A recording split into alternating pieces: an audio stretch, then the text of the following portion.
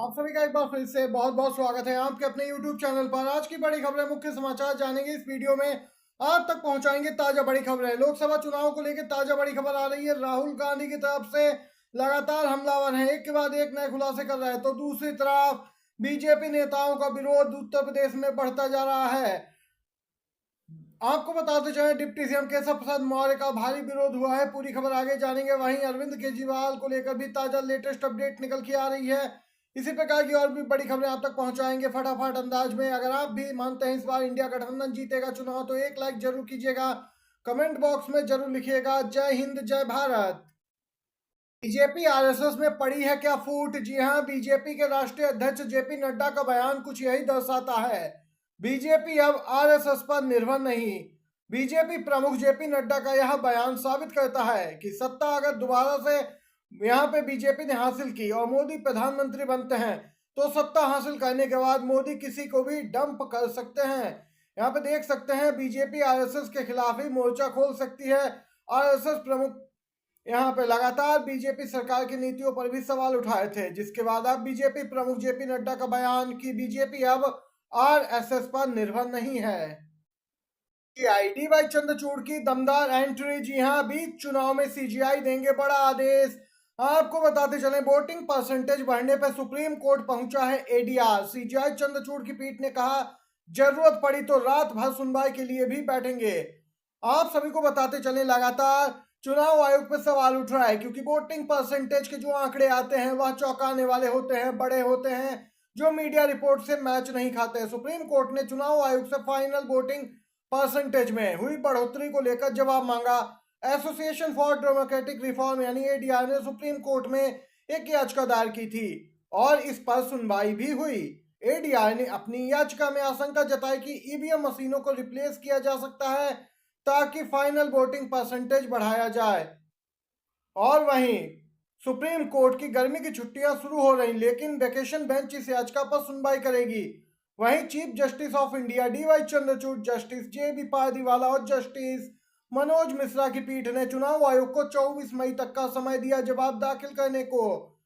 इसके अलावा कोर्ट ने कहा कि अगर जरूरत पड़ी तो हम मामले की सुनवाई के लिए पूरी रात भी बैठेंगे, क्योंकि यह बहुत ही महत्वपूर्ण मामला है। दूसरी तरफ आम आदमी पार्टी की बढ़ी और भी ताकत। आखिरकार वापस आ गए राघव चड्ढा। चुनाव से ठीक पहले सीएम केजरीवाल से की है मुलाकात। आम आदमी पार्टी के नेता राघव चड्ढा लंदन से वापस आ गए। उन्होंने सीएम केजरीवाल से उनके आवास पर मुलाकात की। आपको बताते चलें, इसे एक बड़ी सियासी घटना के रूप में देखा जा रहा है। असल में राघव चड्ढा लंबे समय से राजनीति में सक्रिय नहीं चल रहे थे। जब से दिल्ली के सीएम अरविंद केजरीवाल गिरफ्तार हुए थे, तभी से राघव चड्ढा चुप बैठे थे। उनकी तरफ से ना कोई ट्वीट हो रहा था, ना कोई बयान जारी किया जा रहा था। कहा गया कि राघव अपनी आंखों का इलाज करवा रहे हैं। आपको बताते चलें, अब राघव चड्ढा वापस आ गए हैं और आते ही उन्होंने सबसे पहले मुख्यमंत्री केजरीवाल से मुलाकात की। माना जा रहा है राघव चड्ढा जल्द ही आम आदमी पार्टी के लिए चुनाव प्रचार भी करते नजर आएंगे। 25 मई को दिल्ली की 7 लोकसभा सीटों पर चुनाव है। उससे पहले राघव चड्ढा की एंट्री यहाँ पे सीधे तौर पर बीजेपी के लिए बड़ा झटका साबित हो सकती है। बीजेपी नेताओं का दिन पर दिन विरोध तेज होता जा रहा है। कौशाम्बी में डिप्टी सीएम केशव प्रसाद मौर्य का भारी विरोध। हर गली मोहल्ले और नुक्कड़ पर यहाँ पे विरोध इनका देखने को मिला है। जनता ने इनका निकलना यहाँ पे मुश्किल कर दिया है। विरोध को देखते हुए यहाँ पे जैसे तैसे डिप्टी सीएम केशव प्रसाद मौर्य गाड़ी में बैठ के भागे। यूपी में भाजपा को 10 सीटों के भी लाले पड़े हैं, स्पष्ट है। समाजवादी पार्टी और कांग्रेस यहाँ पे लगातार बढ़त बनाए हैं बीजेपी पर। बीजेपी नेताओं का विरोध स्पष्ट दर्शा रहा है, जनता इस बार इनके बहकावे में नहीं आने वाली है और इनकी कोई भी यहाँ पे चाल कामयाब नहीं होती दिख रही है। ये ताजा लेटेस्ट अपडेट आई उत्तर प्रदेश से। यहाँ पे दौड़ा लिए गए डिप्टी सीएम केशव प्रसाद मौर्य। जी हाँ, ताजा लेटेस्ट अपडेट आ रही है उत्तर प्रदेश के कौशाम्बी से ही। सपा प्रत्याशी की जनसभा में लगे राजा भैया जिंदाबाद के नारे। पुष्पेंद्र सरोज ने सपा को जिताने की लोगों से अपील की है। कहा कि राजा भैया का आशीर्वाद मिल गया, अब ऐतिहासिक जीत तय है। जनसभा में जनसत्ता दल के तमाम कार्यकर्ता भी मौजूद रहे। देख सकते हैं यहाँ पे राजा भैया ने ऐन वक्त पे बीजेपी से समर्थन न देने की बात कही और यहाँ पे आपको बताते चलें, सीधे तौर पे बाहरी समर्थन प्राप्त है सपा प्रत्याशी को और वहीं ये ताजा अपडेट कौशाम्बी से निकल के आई है। बीजेपी को बड़ा झटका दिया है राजा भैया ने, ये अपडेट है। वहीं अगली अपडेट आ रही है सामने निकल के बिहार से। लालू यादव का बड़ा दावा, भारी मतों से चुनाव जीत रहा है इंडिया गठबंधन। यहाँ पे बहुत ज्यादा सीटें बिहार में भी इस बार मिलने वाली हैं बीजेपी, और यहाँ पे जेडीयू का सुपड़ा साफ हो जाएगा। इसके साथ ही उन्होंने बड़ी बात कही। आरजेडी प्रमुख लालू यादव यहाँ पे सारण में पार्टी प्रत्याशी और अपनी बेटी रोहिणी आचार्य के लिए चुनाव प्रचार करने पहुंचे थे, जहां उन्होंने केंद्र और बिहार की सरकार पर निशाना साधा। उन्होंने कहा कि पूरा माहौल इंडिया गठबंधन के पक्ष में है, बिहार में इंडिया ब्लॉक के पक्ष में हवा बनी हुई है। इसके साथ ही उन्होंने दावा किया, जहां मैं खड़ा हूं वहां से रोहिणी आचार्य भारी मतों से जीत रही हैं। उन्होंने कहा आम जनता से कि आप लोगों की जिम्मेदारी है रोहिणी आचार्य को जिताने की। लालू ने आगे कहा कि बीजेपी संविधान विरोधी पार्टी है और इसका सफाया होने जा रहा है। ये अपडेट निकल के आई। तो दूसरी ओर पश्चिम बंगाल से एक बड़ी खबर निकल के आ रही है। सीएम ममता बनर्जी का बड़ा ऐलान, इंडिया ब्लॉक सत्ता में आया तो रद्द होगा CAA, NRC और UCC। जी हाँ, आपको बता दें कि इस बार टीएमसी है इंडिया गठबंधन में ही, लेकिन पश्चिम बंगाल में अकेले चुनाव लड़ रही है और पूरे देश में इंडिया गठबंधन को समर्थन दे रखा है। और जो ताजा अपडेट है उसके अनुसार सीएम ममता बनर्जी ने कहा कि केंद्र में गठबंधन की सरकार बनने पे हम बाहर से समर्थन देंगे और इंडिया ब्लॉक जब सत्ता में आएगा तो CAA, NRC, UCC को रद्द कर दिया जाएगा।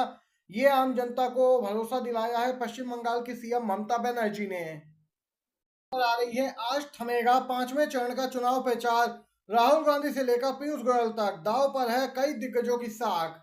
लोकसभा चुनाव के तहत अब पिछले 4 चरणों में 380 सीटों पर मतदान हो चुका है और 5वें चरण के तहत सोमवार यानी 20 मई को 49 सीटों पर मतदान होने वाला है। इन 49 सीटों में कई हाई प्रोफाइल सीटें हैं।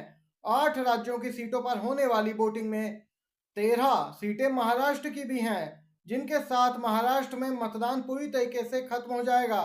बता दें 5वें चरण के चुनाव के तहत बिहार, झारखंड, महाराष्ट्र, उड़ीसा, उत्तर प्रदेश, पश्चिम बंगाल, जम्मू कश्मीर, लद्दाख की एक एक सीट पे वोटिंग होनी है और यहाँ पे कई हाई प्रोफाइल नाम भी शामिल हैं। जी हाँ, राजनाथ सिंह उत्तर प्रदेश के लखनऊ लोकसभा से मैदान में है। राहुल गांधी रायबरेली से उतरे हैं पहली बार चुनावी मैदान में। पीयूष गोयल महाराष्ट्र की VIP सीट मुंबई उत्तर से चुनावी मैदान में है। वहीं रोहिणी आचार्य 5वें चरण में बिहार की सारण सीट से लोकसभा प्रत्याशी हैं आरजेडी की ओर से। ये सामने निकल के आई है ताजा अपडेट। आप सभी को बताते चले, बीते दिन इंडिया गठबंधन की मेगा रैली भी की गई थी रायबरेली में, जहां पर एक मंच पे पहली बार सोनिया गांधी, अखिलेश यादव, राहुल गांधी और प्रियंका गांधी नजर आए थे। जहां पर सोनिया गांधी ने रायबरेली की जनता से इस बार राहुल को उनकी सीट से जिताने की अपील की है, जहां से अभी तक वहां 20 सालों से सांसद हैं। ये आज की सभी बड़ी खबरें थी, मुख्य समाचार जो इस वीडियो में आप तक पहुंचाए हैं। वीडियो अच्छा लगा हो तो लाइक कीजिएगा, शेयर कीजिएगा अपने दोस्तों में भी। वीडियो देखने के लिए आप सभी का धन्यवाद। जय हिंद, जय भारत।